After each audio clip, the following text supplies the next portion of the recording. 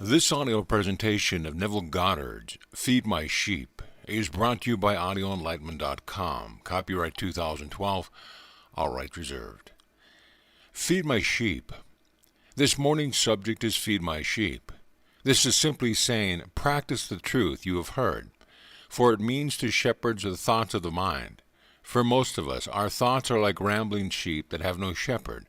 We are called upon now to rule the thoughts, to rule the mind. As you know, the kingdom of heaven is as a man starting in a far country, and he calls unto himself his servants and gives them his property, his goods. To one he gives 5 talents, to another he gives 2, and to another he gives 1, every man according to his several ability. And when he returned, he asked for a reckoning. The one who had 5 traded and produced another 5. He was highly commended, and told as he was faithful over a few things, he would now be ruler over many. The one who had 2, he too traded and produced 4, and he too was highly commended, and told to enter into the joy of the Lord. But the one who had 1 was afraid, because his master, so he thought, was a hard man, and so he buried his talent in the earth, and did not expand it. But I think you know the story. He was condemned for his misuse of the talent. It was taken from him and given to another who had the most, the one who had 10. Well, now you have received talents in the last few days and a few weeks, each one according to his ability. Some of us came with more prejudice overcome with more superstitions, some with other beliefs that did not coincide with what we heard from the platform, and many of us had to overcome certain things before we could accept others. So some got 1 talent, some got 5, some maybe more. Now, a talent that is not exercised, like a muscle that is not exercised, finally sleeps, and as far as we are concerned, it atrophies. It doesn't really die, but it goes so sound asleep it might just as well not be part of ours. We must practice what we have heard, for without practice the most profound understanding in the world will not produce the desired results. So a little talent, call it a talent now if you just really expand it. If you exercise, it will be far more profitable than many talents that you do not exercise. This morning we will just take 1 or 2 of the talents that we offer you. I can't force them upon you. We offer you. Here is a statement from the book of Amos. I will sift the house of Israel among all nations, like as corn is sifted into a sieve. Yet shall not the least grain fall upon the earth. I will sift him and scatter him all over the nations of the world, but not the least grain shall fall upon the earth. Do you know who Israel is? Who this Jacob is? The Israel means is real. You can't find it on earth. Don't look for it on the earth, and yet you must find him. For formed him in the womb to be my servant and to bring Jacob, which is Israel, again unto me. Isaiah 49:5. So you and I were formed from the womb to be the servant and to bring Jacob into the Lord. He is scattered all over the world, for you will not find him. No, not the smallest grain upon the earth. But you will find him within yourself, for the cue is given in Jacob.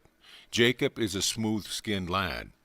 He is not like his brother Esau, who has hair, which means something external. So the Israel you are looking for this day is a thing you want to realize in the world. Do not look out and hope to find it, or even to be encouraged that you will find it, by judging after the appearance of things. Do you seek health for a friend? That's Israel scattered, but not on earth. In all the nations of the world I have scattered the house of Israel, but do not look into the eye of the doctor for hope. Do not look into the eye of the patient for hope for his recovery, because you will not find him on earth. Not the least grain has fallen upon the earth. So, do you know what you want in this world? If you know exactly what you want, where do you see it? You see it in the mind of yourself. So when you know what you want, here is a part of Israel scattered, and you didn't see him on earth. You saw him in the kingdom within you, for the kingdom of God is within. So you saw a piece of Israel. Now go bring him. I formed you from the womb to be my servant, and to bring Jacob unto me. You take the thing you have seen in the mind's eye, which to make it practical we will all think of as a friend in need. It may be physical need. Maybe he is unwell, or it could be he needs a job. Well, now you will be the one who will decide what part of Israel you will bring to the Lord and prove to the Lord you are a perfect servant. For the promise is that when you prove that you are a perfect servant, then you will no longer be called servant. He will call you his friend. I no longer call you servant for now. I call you friend, for you do whatsoever I command you. And therefore, if you do what I command you, you are no longer my servant, you are my friend. And now we will continue as a man to friend, face to face. Another you has had this association for a while, for that is the purpose of it, to move from the servant to the friend. And after we become the friend of God for a while, then we turn to that of the Son. We no longer are the friend, we become his son, but we cannot recognize the sonship of God until we first prove ourselves as a servant. So the servant is to bring Israel, i.e., imagine lovingly, and you believe in your imaginal activity. Now we come back to the friend in need. Represent him to yourself as though he now embodied the state you want him to realize in this world. If it is a job, see him gainfully employed. Take your imaginary hand, which is Jacob's hand, and put it into his imaginary hand. Leave it in that imagined state until it takes on the tones of reality. When it seems to you real, that you are actually touching him, clothe it with all the reality of the external world. So Jacob clothed himself in the skin of Esau to deceive his father into believing that he, Jacob, was Esau. So you take Jacob within you, which is a smooth-skinned lad, which is simply now the wish.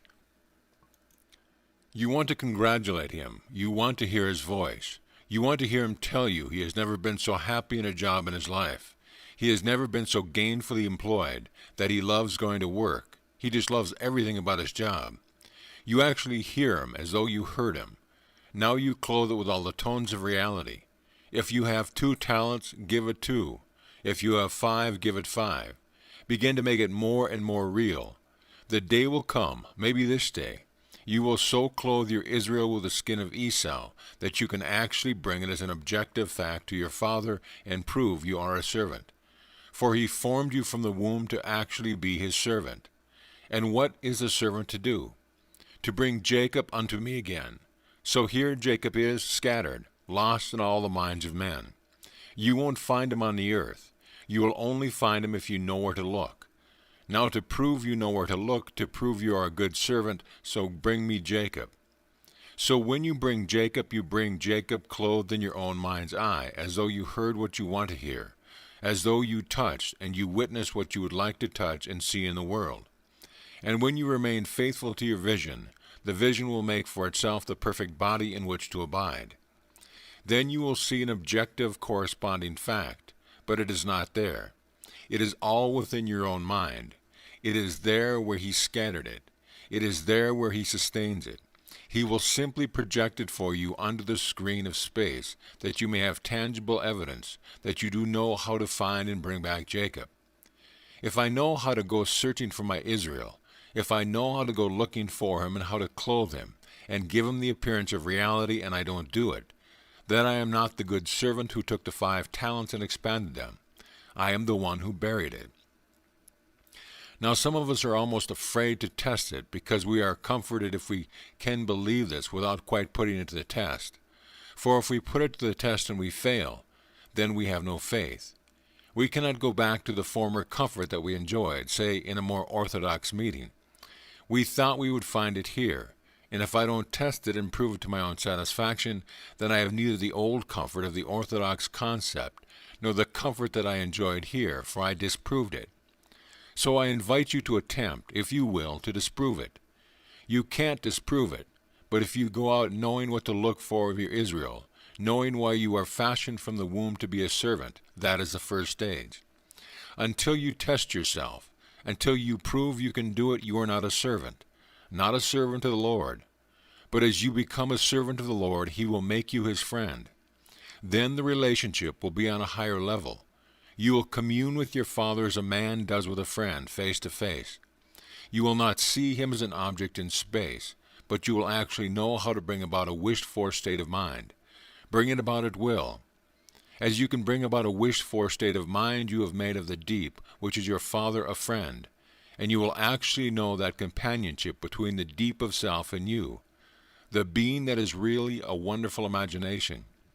Then the day will come, having been a wonderful friend of God, the seal will be broken, and you will be revealed as the being you really are, which is a Son of God and the Father. Every person in the world is a child of God, believing itself to be a man born of man. I have tried in the past 2 weeks to convince you that your origin is God. It is not what the world would tell you, a little bug. For if you were a little bug, a little spermatozoa, though you seem to embody yourself and expand in the form of man, your end will be a single, little spermatozoa, for all ends run true to origins. So whatever the origin, you can determine the end. I tell you your origin is God, therefore your end is God. But to arrive at the end, you pass through the stages of the servant, then the friend, then God, which is a Son of God. For I and my Father are one, yet my Father is greater than I. Yes, I do not claim that this union, this oneness, entitles me to the same identical feeling of being Father. I and my Father are one, but my Father is greater than I. For the thing symbolized that bears witness of this unseen state is not really as great as that which it symbolizes. So we are one, and I will know it, and I will see my Father and see that he and I look alike. Yet we are father and son relationship. But before I can get near it, I must prove I am a good servant. Now, you take it this morning. We invite you and try it for a friend. We ask you to try it for yourself. We have given you many angles how to test it, how to think of what you want first and see it in the mind's eye, Israel. For when I know clearly in my mind's eye what I want, I am actually looking at Israel, something that is real. It is real, but I must clothe it now in what the world calls reality by giving it external tones. But the thing was real long before it became a visible fact in the world. I see it in my mind's eye by making as vivid and as lifelike a representation as possible of what I would see and what I would do, and what I would actually hear, were I physically present in such a situation now. When I see it clearly, I am looking into the eyes of Israel, and I found him scattered in the world, but not on the earth. For it is not on the earth that I see him. I see him in my mind. Now I am looking at it and thinking of it. But the secret is to think from it, to occupy that state and get into it. When I get into it, I will clothe it with reality. I can think of a place and then close my eyes and assume that I am that place. When I assume I am in that place, I am clothing with what the world calls reality. It was real before I clothed it. When I saw it clearly, this was Israel. But he wants me to bring him, and the only way I can test and I can bring him and prove that I am the servant is to occupy that state. So I occupy the feeling of my wish fulfilled. When I get into the feeling of the wish fulfilled and remain faithful to that state, then I am walking in my vision, and as we are told, if one would only advance confidently in the direction of his dream and endeavor to live the life which he has imagined, he will meet with success unexpected. Let me remain faithful to my vision by occupying my vision. Don't just see it. He demands that I bring him, bring Jacob again unto the Lord. So Jacob is not a man who walked the face of the earth thousands of years ago, and Israel is not a nation now gathered together on the shores of Africa. He scatters the house of Israel in all the nations of the world. You might have been taught to believe that the person who calls himself a Jew in the presence of a nation is scattered Israel. Don't believe it. Everyone in the world is that which actually contains and holds Israel. As you think of something and desire to be a reality in your world, you are seeing Israel. Now he wants you to bring him, and he wants you to prove that you can bring him and become the perfect servant of the Lord. Don't be afraid to be the servant. Become the perfect servant of God, and then become his friend, and then realize you are his son. Let us go out to determine that we will take the requests brought in here this morning. There were 100 odd that came in, but there are many more. Maybe you do not know them. You can take them collectively. But you can take an individual friend, a member of your family, and decide this day you are going to bring about some blessing in that individual's life. You have it. You have the power to bless. For the power to confer reality on your wish for a friend is the power to bless that friend. If your friend is not well and you want the friend to be well, you simply assume that you and he or she are carrying on a conversation from the premise which you establish now. And the premise is that he or she never felt better in his life, and you hear it and you witness it. Take your hand, your imaginary hand, and embrace them. Tell them what you feel about them. Actually feel it. And then you do nothing outwardly to make it so, for things that you are going to see are not made up of things that do not appear. So you do not prescribe anything for them. You do not change their physical diet. You don't offer any recommendations as to what they should do. You simply assume that they are already the embodiment of the state you desire for them. So you don't start prescribing. Leave that out completely. You simply walk faithful to the image of your friend, and you transform that image in your own mind's eye. You do it and see if you can bring him, because if you can't do that and prove it to yourself, you have not yet proven you are a servant. Therefore, the friendship is far removed from you. Everyone must prove that he is first a servant, as we read in Isaiah 49. I formed you from the womb to be my servant, and to bring Jacob again unto me. Then I am told, even though Israel is not altogether gathered, I am blessed. The individual who does it, he doesn't have to bring the whole body of Israel. If he brings Jacob, one individual transformed, and proves he can transform him, he is blessed, and receives a certain glory long before the body of Israel is collected and brought back. So here you wonder why he is called the King of Israel. Why is he called the King? People thought it meant a man who looked out upon a small little nation and thought he was a king, or they thought he was a king, or even an irony when they said it. He isn't that. The individual who becomes son is truly king of the whole vast world of Israel, or of the ideas floating in the mind of man. For he is their shepherd, he is their king. He can command any idea to clothe itself in form. That is the King of Israel. That is the one that can make real a state that is only a wish. Israel is the true Israel. Here, long before we become that, lifted up, we must start to discipline the mind to become the perfect servant. There is no better time to start than now. If you are afraid to try it, then I wouldn't know what to tell you, because in this place you must test it. They do not have a religion where you just come here and sit on Sunday and gather together and form a nice little friendship this way. This is not that kind of religion at all.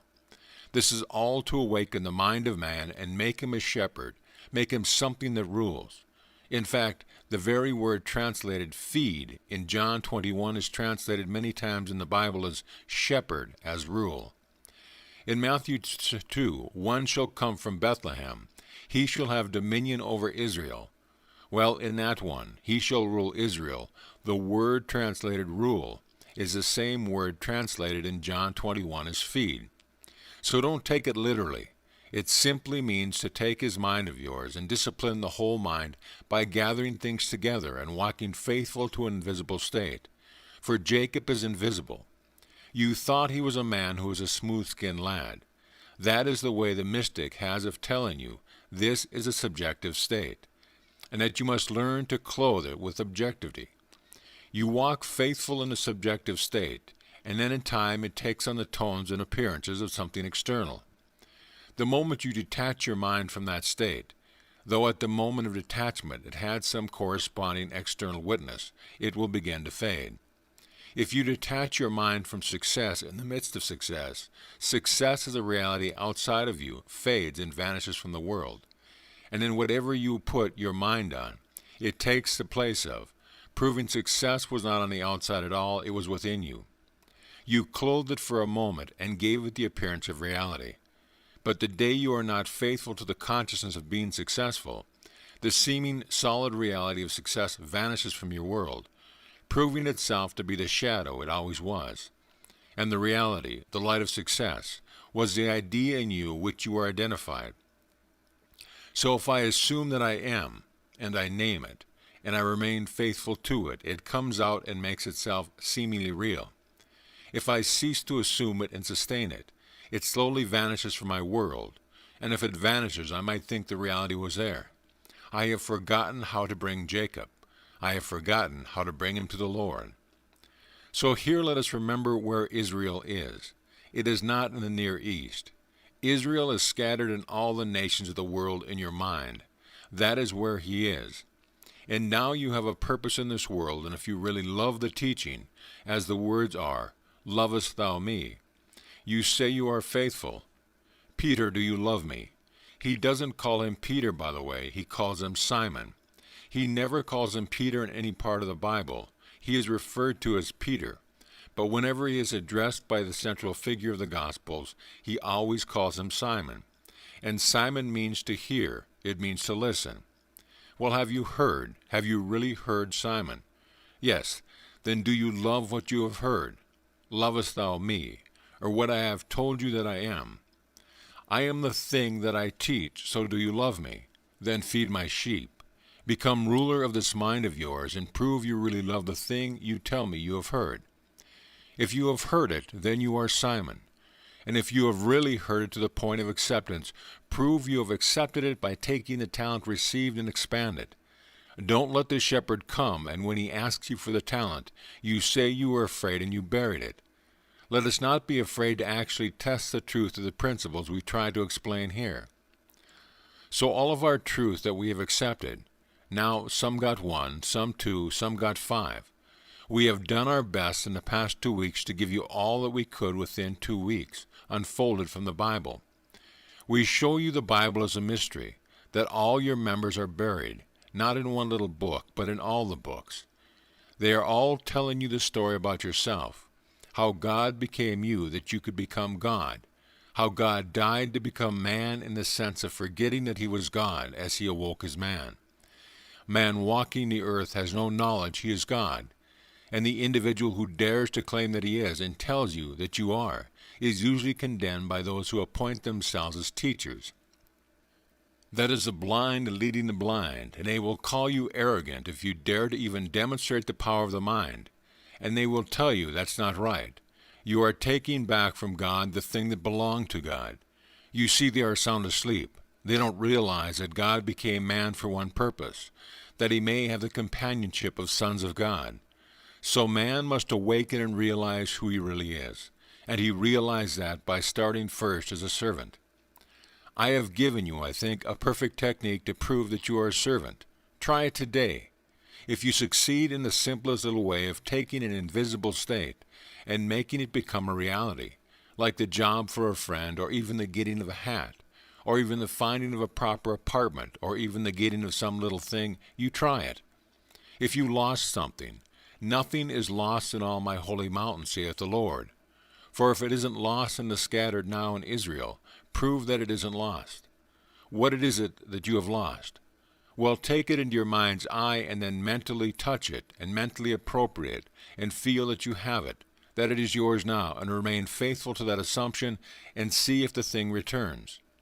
If the thing is recovered, you have proved that you have found Israel, a portion of him anyway, and you know how to take him and clothe him in such tones of reality that you can bring him to the Lord. For the Lord is your own wonderful consciousness. When you say, I am, that is the Lord. Go tell them, I am has sent you. So when you walk in the feeling, I am so-and-so, it is not seen as yet, but that is sometime you are bringing to the Lord, and the more you feel it to be real, the more natural it becomes. Then it clothes itself in external facts, but the external fact is not the truth of it. Truth and fact opposes each other. Truth does not depend upon fact. Truth depends upon the intensity of your imagination. Therefore, if I actually am intense about it, that is true. I might tomorrow find a corresponding fact to bear witness, but as I said earlier, let me not continue in that assumption and the fact will fade, proving it was not reality at all. Reality was in my assumption, and so truth depends not upon fact, but upon the intensity of imagination. Then you will understand the drama when truth faces what is called fact or reason, and when act what is truth, truth remains silent. He would not answer because fact or reason thinks that a true judgment must conform to the external reality to which it relates. If I say, aren't these lovely, and I mention something that no one present can see, you say my judgment isn't true, for it isn't on something on the outside. Then what I say has no reality. I must be suffering from some illusion. If I persist in it and you cannot see it, then it is a hallucination. But I know from experience that I can take an illusion, and through the medium of an illusion I can relate myself to reality, or is real, by walking faithful to what you call my illusion. I simply assume a state knowing I have found it. It is scattered in the nations of the world, and finding it in myself as a desirable state, I appropriate it. Walking faithful to my appropriated state, I gradually become it. Disentangling myself from that state eventually, I cease to be it. For that which requires a state of consciousness to embody itself cannot be embodied without such a state of consciousness. When I know that the whole thing depends upon my appropriation of the parts of Israel to bring Jacob to my father, then I will start to do it, and then my talents will run from 5 to 10 and to 20. And finally, when I have all these talents, I will be worthy of being a friend. When I have been faithful in a few things, he will make me lord over much.